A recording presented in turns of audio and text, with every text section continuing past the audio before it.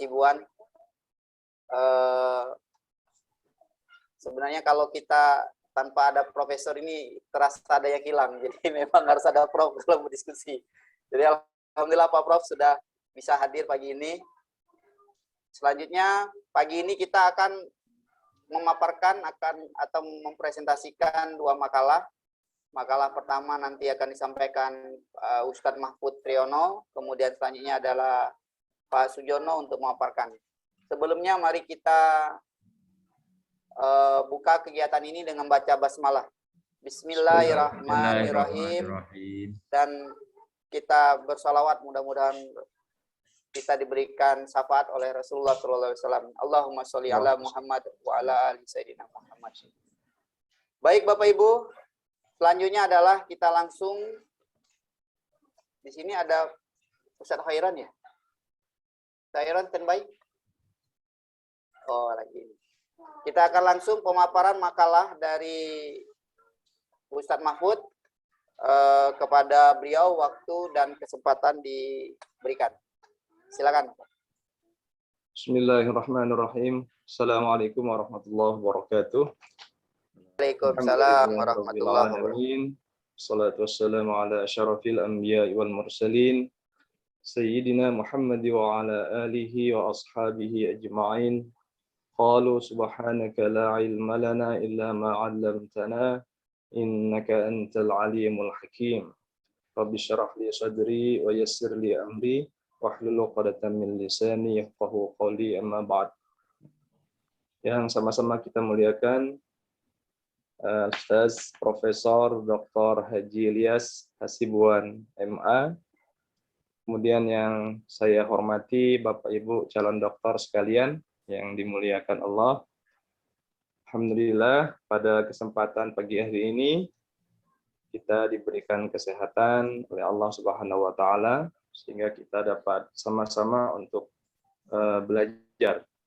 Baik, pada kesempatan kali ini saya diberikan tugas, diberikan amanah untuk menyampaikan materi terkait organisasi dan manajemen pendidikan nasional dan lembaga pendidikan Islam. Yang pertama, pengertian organisasi. Secara bahasa, organisasi berasal dari istilah Latin organum yang dapat berarti alat, bagian, anggota, badan. Terdapat beberapa teori dan perspektif mengenai organisasi. Ada yang cocok satu sama lainnya dan ada pula yang berbeda. Organisasi pada dasarnya digunakan sebagai tempat atau wadah di mana orang-orang berkumpul, bekerja sama secara rasional dan sistematis, terencana, terorganisasi, terpimpin, dan terkendali dalam memanfaatkan sumber daya, yakni uang, material, mesin, metode, lingkungan, sarana prasarana, data, dan lain sebagainya yang digunakan secara efektif dan efisien untuk mencapai tujuan organisasi. Kemudian konsep dasar organisasi, sebuah organisasi itu mempunyai unsur-unsur yang mendukung organisasi tersebut. Antara lain, pertama adalah manusia, men, kemudian kerjasama, teamwork, kemudian tujuan bersama, peralatan, lingkungan, kekayaan alam, dan kerangka konstruksi mental organisasi itu sendiri. Kemudian prinsip-prinsip manajemen modern. Pertama, berorientasi pada pemakai. Kedua, membentuk jaringan kerja dan mengadakan kerjasama dengan pihak-pihak terkait. Kemudian ketiga, memiliki fleksibilitas dan kepekaan terhadap lingkungan yang selalu berubah, sehingga diperlukan organisasi yang terbuka. Kemudian keempat, pendelegasian wewenang dari tingkat top manajemen, khususnya untuk tugas-tugas yang bersifat teknis dan pelayanan, kemudian pada tingkat manajemen yang lebih tinggi menangani tugas-tugas strategis. Kemudian yang kelima, meningkatkan keikutsertaan pihak-pihak terkait dari luar. Kemudian fungsi manajemen itu sebagaimana kita ketahui ada 4. Pertama, planning, perencanaan. Kemudian yang kedua, organizing, pengorganisasian. Kemudian yang ketiga, actuating, menggerakkan. Dan kemudian yang keempat, controlling. atau fungsi pengawasan. Kemudian manajemen pendidikan nasional. Dalam manajemen pendidikan dikenal dua mekanisme pengaturan, yaitu sistem sentralisasi dan desentralisasi. Dalam sistem sentralisasi, segala sesuatu yang berkenaan dengan penyelenggaraan pendidikan diatur secara ketat oleh pemerintah pusat. Sementara dalam sistem desentralisasi, wewenang pengaturan tersebut diserahkan kepada pemerintah daerah. Kemudian keunggulan sistem desentralisasi. Pertama, itu mengakomodasi dan memperkuat demokrasi. Kedua, memperkuat rasa persatuan dan kesatuan di tengah kemajemukan suku bangsa. Kemudian yang ketiga, memberdayakan dan menghargai kearifan lokal. Keempat, memberi peluang untuk memanfaatkan potensi lokal secara optimal. Kemudian kelima, mendorong peningkatan kualitas produk dan pembangunan daerah yang lebih baik untuk kesejahteraan rakyat. Bagaimana kemudian kelembagaan pendidikan Islam di Indonesia? Itu ada 5 ya. Yang pertama, lembaga pendidikan Islam jalur sekolah yang berjenjang dan berkesinambungan, seperti MI, MTS, MA, IAIN atau UIN sekarang, dan sebagainya. Kemudian yang kedua, lembaga pendidikan Islam persekolahan untuk menambah pengetahuan agama dan baca tulis huruf Al-Quran bagi murid atau siswa SD, SLTP adalah madrasah diniyah. Dahulu madrasah diniyah ini memiliki 3 jenjang, yaitu awaliyah, wusta, dan ulia. Akan tetapi pada masa sekarang, yang nampak hanya ada 1 jenjang saja yang aktif, yakni jenjang awaliyah. Ya. Kalau kami di Tungkal, itu namanya sekolah Arab, sekolah sore ya, yang sekarang disebut dengan diniyah awaliyah. Kemudian yang berikutnya, lembaga pendidikan yang memiliki jalur khusus seperti pondok pesantren salafiyah, pondok pesantren tradisional. Kemudian yang keempat, pendidikan Islam dalam bentuk mata pelajaran yang diselenggarakan dan dilaksanakan dalam kegiatan belajar mengajar di kelas pada satuan pendidikan umum, jalur sekolah yang berjenjang dan berkesinambungan, seperti SD, SMP, SMU, dan lain sebagainya. Kemudian yang kelima, itu satuan pendidikan Islam jalur luar sekolah, itu seperti majelis taklim, ya.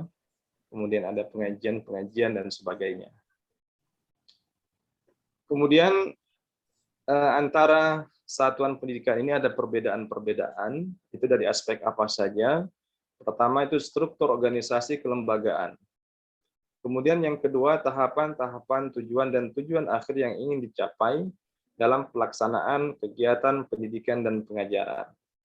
Kemudian yang ketiga, kualifikasi tenaga guru dan tenaga pendidikan lainnya.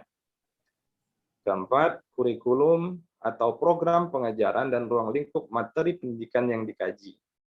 Berikut, perangkat sarana pendidikan yang digunakan untuk kegiatan pendidikan dan pengajaran. Penilaian prestasi belajar peserta didik, kemudian ragam metode pengajaran yang digunakan dalam kegiatan pendidikan dan pengajaran, kemudian waktu berlangsungnya kegiatan belajar mengajar peserta didik, berikutnya sistem pengelolaan pendidikan dan pengajaran, dan terakhir hubungan timbal balik antara institusi-institusi terkait. Berikutnya, dalam hal pemberian materi pelajaran kepada peserta didik pada pendidikan Islam jalur sekolah yang berjenjang dan bersambungan, ini mereka diberi mata pelajaran sebagai berikut. Pertama, fakta-fakta ilmu pengetahuan teoritis dan praktis sesuai dengan kondisi peserta didik. Kemudian yang kedua, pemahaman sikap dan bimbingan spiritual keagamaan. Kemudian yang ketiga, pengalaman perilaku dalam pergaulan di sekolah, di rumah, dan perilaku pergaulan dalam masyarakat. Kemudian yang keempat, materi-materi pendidikan dan pengajaran, baik berupa ilmu pengetahuan, keterampilan, dan perilaku pergaulan yang diberikan secara terprogram. Bapak Ibu yang saya hormati, berikutnya, ini tujuan pendidikan Islam. Ini menurut Al-Jammali. Yang pertama, itu memperkenalkan pada manusia tentang posisinya di antara makhluk-makhluk yang lain dan tanggung jawab dirinya dalam suatu kehidupan. Jadi manusia harus mengetahui bagaimana kemudian posisinya, ya, apa kemudian fungsinya. Ini kalau di Al-Quran disebutkan, "Wa ma khalaqtul jinna wal ins illa liya'budun", ya. Dan aku tidak menciptakan jin dan manusia kecuali untuk menyembahku.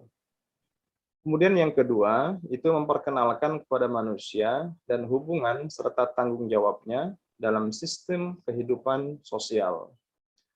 Kemudian yang ketiga, memperkenalkan kepada Allah tentang pencipta alam semesta ini oleh Allah dan mendorongnya untuk mengambil manfaatnya. Jadi diharapkan peserta didik itu kenal, ya, ma'rifah dengan Allah. Kemudian yang terakhir itu memperkenalkan kepada manusia tentang penciptaan maya pada dunia ini. Jadi semesta ini harus diyakini itu adalah semuanya diciptakan oleh Allah Subhanahu wa taala. Ya, demikian materi ini, masukan, koreksi, saran kami harapkan untuk perbaikan materi ini. Terima kasih. Assalamualaikum warahmatullahi wabarakatuh. Waalaikumsalam warahmatullahi wabarakatuh. Alhamdulillah, terima kasih Ustaz Mahfud yang telah menyampaikan makalahnya. Selanjutnya adalah masukan, saran, ataupun tanggapan dari teman-teman yang ada pada perkuliahan pagi hari ini, sebelum nanti kita minta masukan, pendapat, dan saran dari Pak Prof. Kepada kawan-kawan yang hadir, silakan. Pak Sujono boleh, Ibu Nur, Pak Hairan, Ibu Yus, Pak Wahyudi, Pak Junaidi, Ibu Umay, Pak Doni. Nah, silakan. Silakan Bapak-bapak, Ibu-ibu sekalian. Enggak ini. Apakah sudah cukup? Sudah paham, sudah. Atau seperti apa? Pak Ketua izin. Ya, silakan Ustaz Wahyudi. Tawadol. Ya. Terima kasih. Assalamualaikum warahmatullahi wabarakatuh. Waalaikumsalam warahmatullahi wabarakatuh. Bapak Profesor, kemudian Pak Dr. Sahran Jailani, Pak Profesor Ilyas Hasibuan, Ketua yang kami hormati, dan tentunya pemateri yang sudah memaparkan demikian jelas tentang organisasi dan manajemen. Ada tadi soal lembaga-lembaga pendidikan agama yang dimulai dari MI, MTS, MA, kemudian YIN atau UIN. Sebetulnya ada satu lagi, apakah ini kemudian masuk atau tidak itu mungkin bisa ditimbang-timbang. Karena ternyata di Kementerian Agama itu ada lagi ngurus yang namanya RA, Raudatul Atfal. Ataukah mungkin karena dia tidak mempengaruhi, mungkin ya tidak mempengaruhi. Kalau misalnya SD atau orang tidak bisa masuk MTS kalau tidak tamat SD atau MIN. RA itu kan, tetapi itu tetap menjadi lembaga yang dibina oleh Kementerian Agama. RA itu mungkin bisa dijelaskan kenapa RA tidak dimasukkan, atau mungkin memang harus dimasukkan. Karena dari sisi struktur itu jelas, misalnya di struktur ini kan bicara organisasi. Dalam struktur organisasi, misalnya Kementerian Agama yang membidangi masalah pendidikan madrasah, itu ada KASI. Memang ada KASI yang mengurusi masalah KASI RA. Nah, itu. Artinya kalau ada KASI-nya, berarti memang lembaga ini penting. Nah, kalau tidak penting, tidak mungkin ditunjuk KASI yang mengurusi itu. Mungkin ya. Nah, itu dalam struktur Kementerian Agama ada berbunyi seperti itu. Kemudian yang kedua, yang mungkin kita perlu penjelasan atau perlu memperkaya makalah Ustadz Mahfud ini sama-sama soal organisasi tadi. Manajemen pendidikan ada kaitan dengan organisasi. Kita pengen melihat sebetulnya gambaran seperti apa organisasi atau struktur organisasi dan tata kerjanya atau SOTK, struktur organisasi dan tata kerja lembaga-lembaga pendidikan umum misalnya di sekolah, mungkin dari SMP atau dari SMA itu seperti apa, dan kemudian apa sebetulnya, apakah sama dengan yang ada di madrasah SOTK-nya. Kalau memang ada perbedaan, di mana letak perbedaannya dan kenapa berbeda? Karena kita ini kan pendidikan Indonesia ini kan seperti yang pernah kita diskusikan, pendidikan yang mestinya payungnya itu kan satu payungnya itu. Ini ada yang punya Kementerian Agama, ada yang punya Diknas. Dan kadang-kadang masing-masing itu punya pola yang berbeda. Ini yang pernah kita diskusikan, misal begini. Dalam tugas dan fungsi kepala saja dalam struktur organisasi, kepala sekolah dengan kepala madrasah itu ternyata punya tugas dan fungsi yang berbeda. Maka kalau dari struktur itu nanti akan kelihatan fungsinya ada yang beda. Fungsi misal fungsi pembinaan iya, fungsi manajerialnya juga iya, misalnya fungsi supervisinya juga iya, tetapi nanti akan berbeda, ketemu misalnya bedanya ketika di fungsi pengelolaan keuangan misal, kewenangannya akan beda, misalnya gitu. Jadi ini mungkin saya pikir penting, seperti apa sih organisasi sekolah, seperti apa organisasi madrasah. Apalagi kalau kita turunkan lagi ke bawah tadi soal planning, organizing, executing, dan controlling, POAC itu kan, itu pasti akan beda, pasti akan pola kerjanya pasti akan beda. Ketika kepala sekolah itu berfungsi sebagai orang yang berfungsi hanya meningkatkan mutu pendidikan, itu pasti POAC-nya itu berbeda dengan orang atau kepala sekolah yang selain berfungsi sebagai pimpinan meningkatkan mutu sekolah, juga berfungsi sebagai pengelola keuangannya. Nah, itu kan pasti beda. Nah, jadi mungkin bisa itu Pak Ustadz Mahfud bisa lebih tajam mungkin untuk menjelaskan kepada kita soal perbedaan organisasi sekolah tadi dengan madrasah. Apalagi ketika kita turunkan lagi lebih tajam, kalau di sekolah misalnya, di sekolah umum ya, itu ada pendidikan agama. Nah, ada pendidikan agama. Ternyata kan sekolah umum untuk mata pelajaran pendidikan agama itu pengawasnya, pengawas yang berfungsi membina, meningkatkan kualitas mutu pembelajaran itu punya Kementerian Agama. Nah, kalaupun juga tidak punya Kementerian Agama, itu pengawasnya, kalau mereka punya Diknas, itu ternyata sertifikasinya, dananya dibayar oleh Kementerian Agama. Nah, itu kan.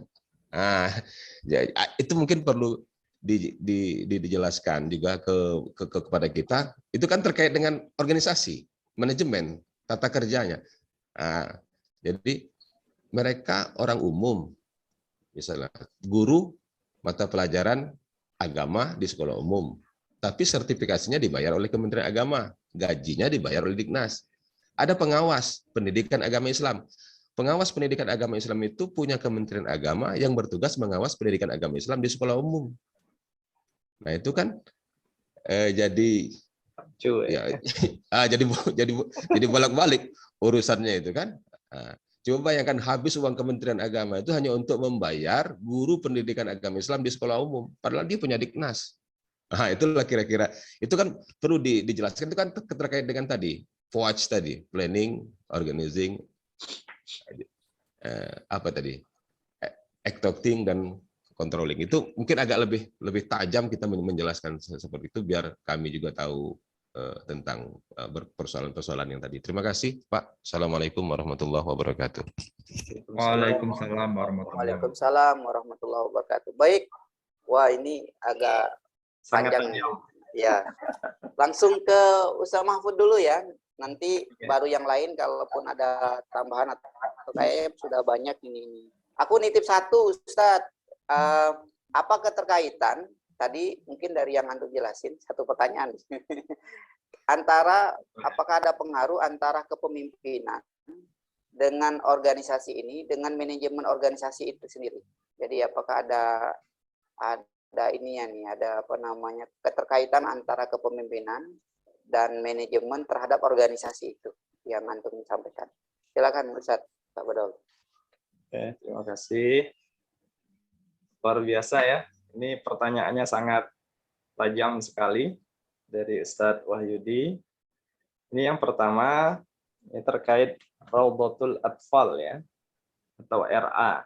Kalau yang di umum itu namanya TK, Taman Kanak-kanak.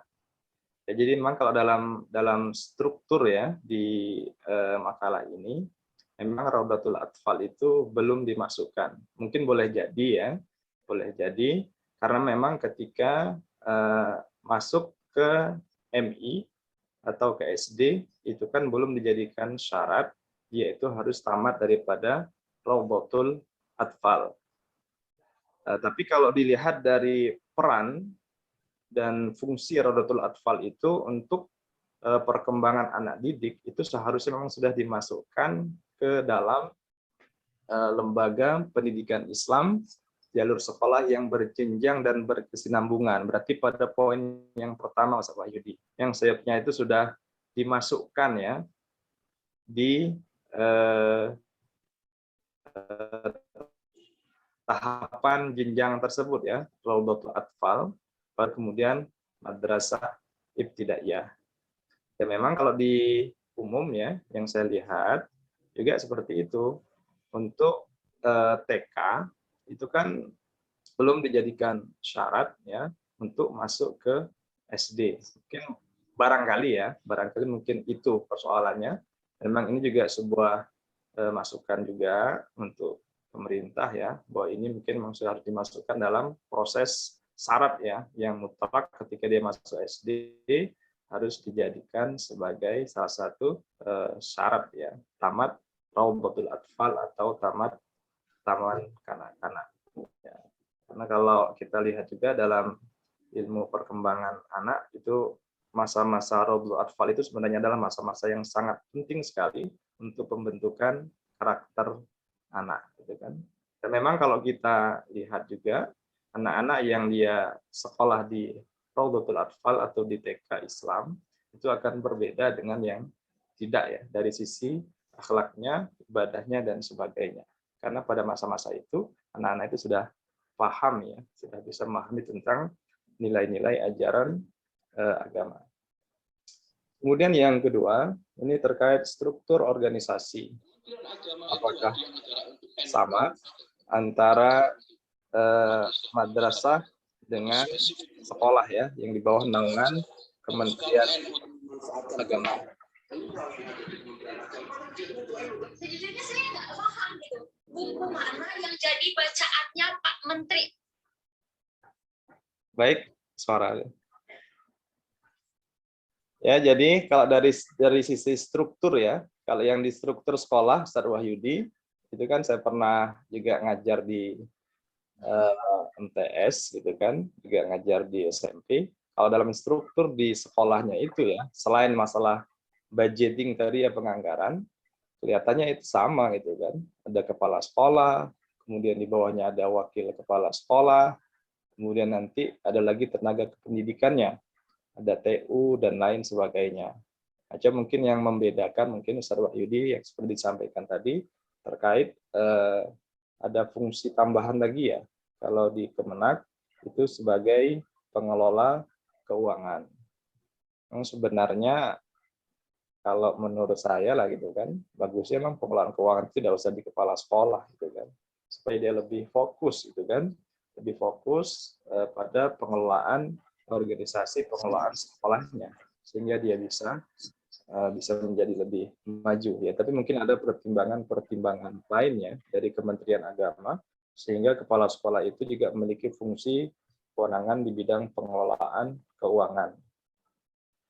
Kemudian yang berikutnya ini masalah pendidikan agama di sekolah umum ya. Ini yang guru PAI, guru pendidikan agama Islam. Ini memang kasihan ya. Saya punya kakak juga itu, kakak ipar. Itu juga seperti itu, guru PAI ya, di SMP 3. Tapi kemudian sertifikasinya itu di Kemenak gitu kan. Akhirnya terkadang kawan-kawan yang lain sudah selesai regulasi terkait sertifikasi, yang kawan-kawan di PAI yang guru-guru PAI ini tadi juga belum gitu kan, belum selesai. Tapi idealnya memang seharusnya memang ketika guru PAI tersebut yang di bawah Kementerian Pendidikan atau ngajar di SMP, di SMA, ya seharusnya juga sertifikasinya dan pengawasnya juga itu dari Kementerian Pendidikan Nasional ya, di bawah Diknas. Tapi saya pun sampai hari ini juga tidak tahu, Pak Wahyudi, itu argumentasinya apa gitu kan, sehingga khusus untuk guru PAI itu tetap di bawah naungan Kemenak. Padahal kalau dalam tahap di lapangan operasionalnya itu sangat menyulitkan, ya, sangat menyulitkan. Jadi kalau kakak ipar itu cerita ya terkadang banyak kendalanya juga itu kan, karena posisinya itu memang sebagai guru di bawah Kementerian Pendidikan Nasional. Ya mungkin ada Bapak Ibu yang mungkin mengetahui ya argumentasi apa sehingga guru agama atau guru PAI ini harus sertifikasinya atau pengawasnya dari Kementerian Agama. Kemudian dari Ustadz Supri, ini tentang keterkaitan kepemimpinan dan manajemen terhadap organisasi. Ini sangat terkait, Ustadz Supri. Ya, karena ketika seorang pemimpin itu betul dia memimpinnya, maka organisasi tersebut pasti akan maju. Kalau di sekolah, ketika seorang kepala sekolah betul-betul memiliki jiwa kepemimpinan yang teruji, maka sekolah itu sangat bisa cepat maju ya. Sehingga sekian puluh persen, ya mungkin di atas 50% lah, itu penentu daripada maju tidaknya sebuah lembaga pendidikan itu kepala sekolah. Contoh sederhana mungkin Supri ya, ketika di sekolah, seorang kepala sekolah tidak memberikan uswah, tidak bisa memberikan teladan kepada guru, maka dari aspek kedisiplinan tidak bisa ditegakkan. Jadi kalau kepala sekolahnya itu datangnya lambat ke sekolah, itu biasanya gurunya pun itu juga lambat gitu. Ya, sehingga kemudian guru itu yang ditengoknya itu pertama itu kepala sekolahnya gitu kan. Kalau kepala sekolahnya rajin dan kemudian dia bisa menerapkan dengan baik sistem yang ada di sekolah, maka juga guru-guru yang lain juga akan patuh ya. Tapi kemudian kalau kepala sekolah tidak memberikan uswah, tidak bisa memberikan teladan yang baik terkait disiplin dan sebagainya, maka sekolah tersebut akan susah maju. Ya, saya pernah melihat gitu kan, ada seorang kepala sekolah yang sekolahnya maju, memang ketika dia datang awal ya sebelum guru-guru yang lain, dan kemudian ketika pulang, dia pulang terakhir ya. Guru-gurunya sudah pulang, baru kemudian dia pulang untuk memastikan bagaimana kemudian proses kegiatan belajar mengajar di sekolah itu betul-betul berjalan. Tapi kemudian kalau kepala sekolahnya tidak memberikan keteladanan, itu biasanya sekolahnya pun juga pacar-pacir gitu kan. Itu dari pengalaman yang pernah saya rasakan dan saya lihat. Mungkin ada yang tambahan-tambahan yang lain ya, mungkin terkait contoh-contoh bagaimana kemudian kepemimpinan ini sangat berpengaruh terhadap maju mundurnya sebuah organisasi. Itu saja mungkin Pak Supri, mungkin yang lainnya menambahkan dan menanggapi. Terima kasih. Terima kasih Ustaz Mahfud, alhamdulillah. Mungkin bisa ditambahkan di itu ya, di makalah ya Ustaz ya, masalah kepemimpinan itu berpengaruh untuk kelembagaan. Karena di dalam makalah yang ada tuh kayaknya belum ada tambahan itu. Siap. Selanjutnya ada masukan mungkin tambahan dari teman-teman sebelum saya minta ke Pak Prof, karena kita butuh pemikiran Pak Profesor ini bagi tentang organisasi ini seperti apa. Ada Bapak Ibu? Ada dikit Pak, sedikit. Ini mohon izin kalau memang tidak ada. Silakan Ustaz. Soal Pak Ustaz Mahfud, soal kelembagaan pendidikan Islam, itu ada lembaga pendidikan Islam per sekolahan untuk menambah pengetahuan agama.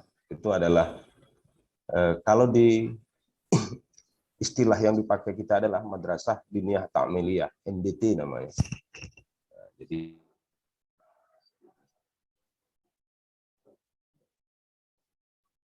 Ya.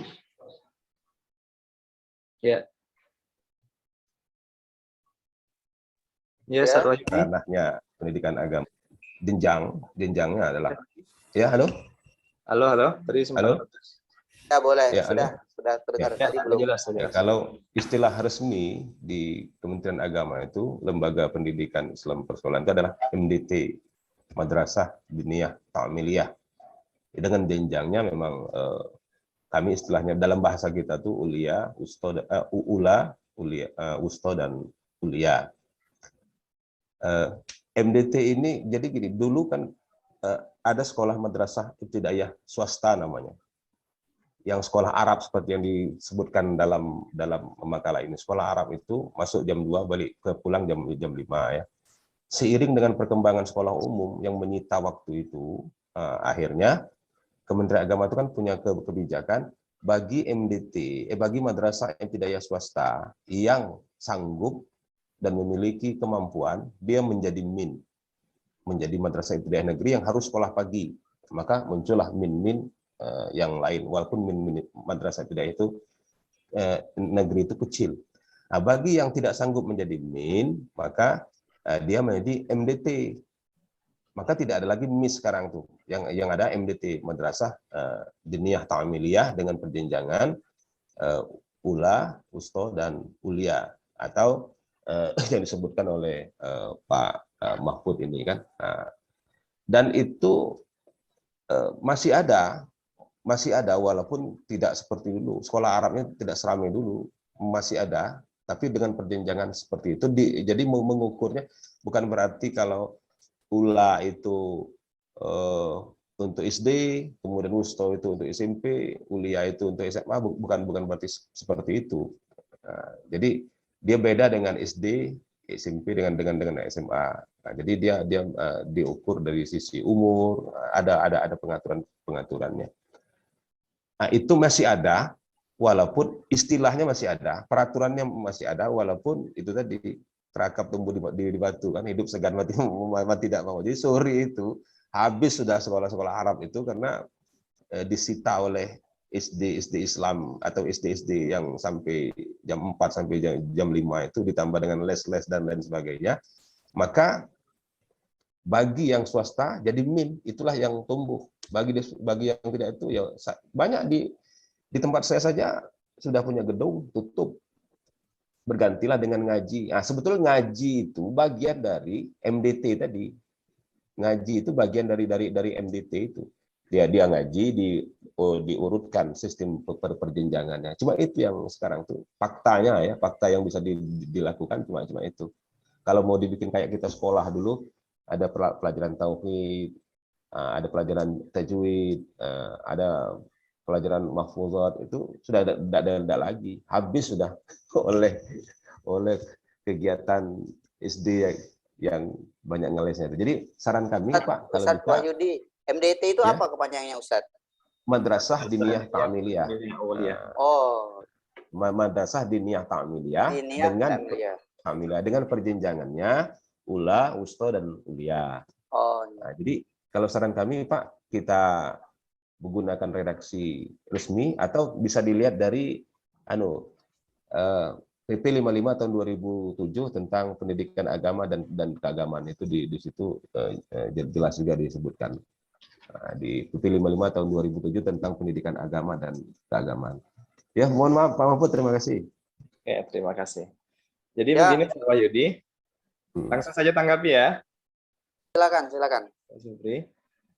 Jadi dulu ya, memang menurut saya itu sangat ideal itu Sobat Wahyudi. Apalagi di kampung-kampung, itu pagi sekolah SD sampai jam 1, kemudian sorenya ibtidaiyah, itu sekolahnya masuknya jam 1:30 atau jam 2.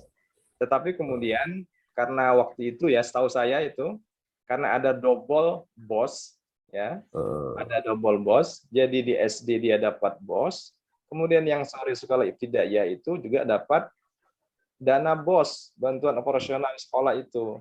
Akhirnya ada double. Maka kemudianlah keluar aturan untuk madrasah ibtidaiyah tidak boleh lagi sore, dia harus pagi sama dia kan karena sederajat dengan SD. Nah, sehingga kemudian ada beberapa madrasah ibtidaiyah yang tetap yang berubah jadi pagi, jadi madrasah ibtidaiyah. Kalau kemudian yang di tempat tersebut ada SD, ya, itu biasanya dia berubah wujud menjadi MDTA, Madrasah Diniyah Ta'miliyah Awaliyah, ya. Nah, kalau saat ini sebenarnya dengan MDTA itu Pak Wahyudi ada sedikit kerancuan juga karena dia jenjangnya itu cuma 4 tahun. Kalau MDTA kelas 1 sampai kelas 4. Kalau kemudian yang ibtidaiyah itu kan 1 sampai 6. Akhirnya disiasati itu Pak Wahyudi kalau ada yang di Sungai Saren ya, di kampung itu kan mertua itu kan kepala sekolahnya. Jadi walaupun dia MDTA, tapi masa sekolahnya juga dibikinnya 6 tahun, seolah-olah macam ibtidaiyah. Karena ada kekosongan 2 tahun itu kan. Memang kalau bicara ideal dan kalau menurut saya memang bagus yang kemarin. Jadi dia pas pagi SD-nya, kemudian sore dia ibtidaiyahnya. Nah, cuma karena terkait dengan aturan, sekarang mayoritas itu berubah menjadi MDTA. Dan alhamdulillah kalau di Tanjung Jabung Barat, Bapak Ibu sekalian, kebijakan dari Pak Bupatinya, itu guru-guru MDTA, itu yang sekolah sore itu dibantu semuanya. Itu 300.000 per bulan. Jadi setahun itu sekitar berapa? 3 kali 12, 3 jutaan lebih. Terus untuk 1.500 guru madrasah diniyah ta'miliyah awaliyah. Itu sebagai salah satu bentuk perhatian dari pemerintah daerah, karena biasanya yang sekolah sore ini memang agak kurang perhatian dari masyarakat gitu kan. Ya mudah-mudahan lah ke depannya nanti ada hal-hal baru lagi lah supaya nanti anak-anak kita ini waktu sorenya itu kalau yang di kampung-kampung ya Soayudi itu bisa